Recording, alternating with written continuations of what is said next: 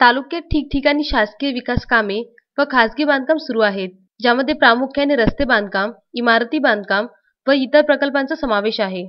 या इमारतीकरिता मोठ्या प्रमाणावर कच्चा माल जसे रेती, गिट्टी, मुरुम, दगड, हॉट मिक्सरची वाहतूक संबंधित कंत्राटदाराकडून काम सुरू असलेल्या ठिकाणी केली जात आहे. कंत्राटदाराकडून टिप्परमध्ये क्षमतेपेक्षा जास्त माल भरून ओव्हरलोड टिप्पर चालविली जात आहे. परिणामी रस्त्यांच्या क्षमतेपेक्षा जास्त भार रस्त्यावरून सतत चालल्यामुळे रस्ता दबून रस्त्यावर मोठे मोठे खड्डे पडले आहे. या खड्डे पडलेल्या रस्त्यांवर दररोज लहान मोठे अपघात घडत असून संबंधित विभागाने ओव्हरलोड टिप्पर मालकास रस्ते विकले की काय असा प्रश्न निर्माण झाला आहे. काही दिवसांपूर्वीच शासनाचे लाखो रुपये खर्च करून बांधण्यात आलेल्या रस्त्याचे बेहाल झाले असून संबंधित विभाग, बांधकाम व मुख्यमंत्री ग्राम सडक या विभागाकडून कोणतीच कार्यवाही ओव्हरलोड टिप्पर चालक व मालकांवर केली गेली नाही. आता या प्रकरणात नवनियुक्त पोलीस निरीक्षक सुरेंद्र बेलखेडे यांच्याकडून ओव्हरलोड टिप्परवर कार्यवाही करून दबंग प्रणालीच्या टिप्पर चालकांना धडा शिकवण्याची गरज आहे. तरच मेळघाटातील रस्ते दीर्घकाळ चांगल्या अवस्थेमध्ये राहणार.